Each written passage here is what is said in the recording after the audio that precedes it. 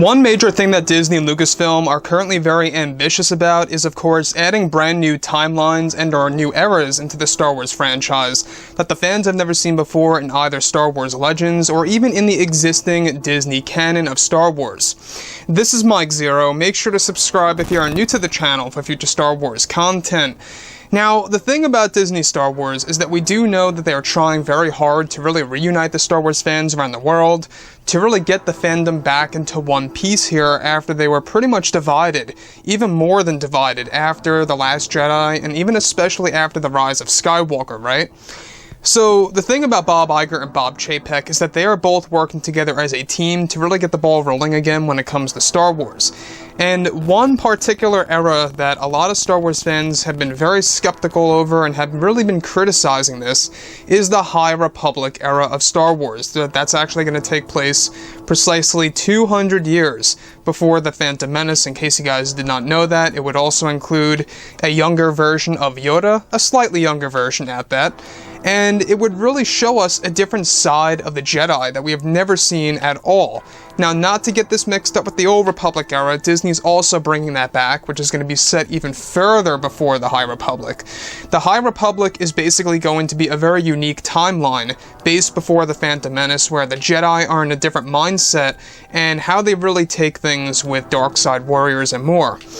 Now, with that being said, what's rather concerning about Star Wars The High Republic has all to do with what Kathleen Kennedy was going to do with the High Republic era after her version of it was completely cancelled, all thanks to Bob Chapek and more.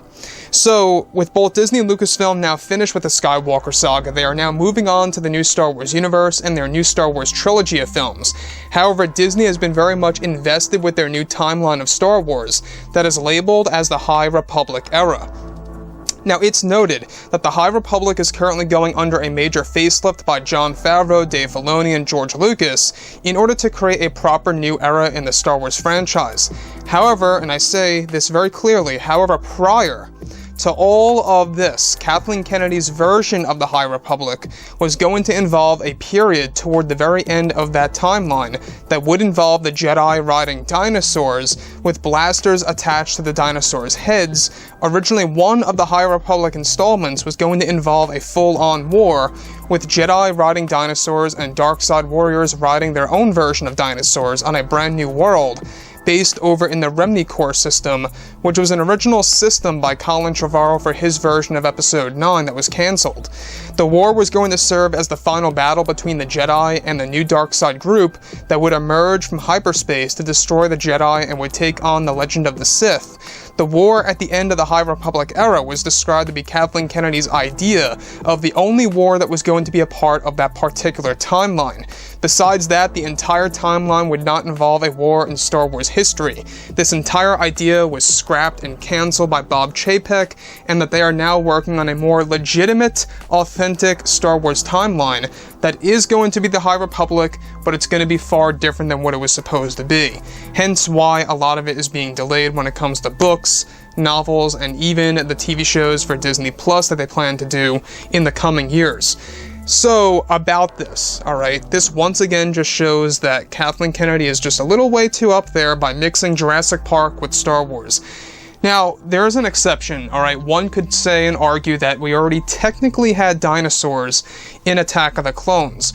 But the bad thing about this, and we talked about this before in the past, is that Kathleen Kennedy was going to make the dinosaurs in the High Republic era very Earth-like. Basically like T-Rexes and Velociraptors and stuff around those lines in the actual franchise. You know what this kind of reminds me of? And I have a funny feeling that Kathleen Kennedy got the idea from the movie Aquaman, where you go into the Aquaman movie, which by the way I loved. You go into the Aquaman movie in maybe the first act, give or take, and you have this full-on war where you have one side riding sharks, the other side is riding seahorses. It kind of reminds me of that, except placing it into the Star Wars universe, except with just dinosaurs. And to me, it just doesn't work. I don't know about you guys, but it just doesn't work for me, and it just feels very bland and flat, not exciting, not original.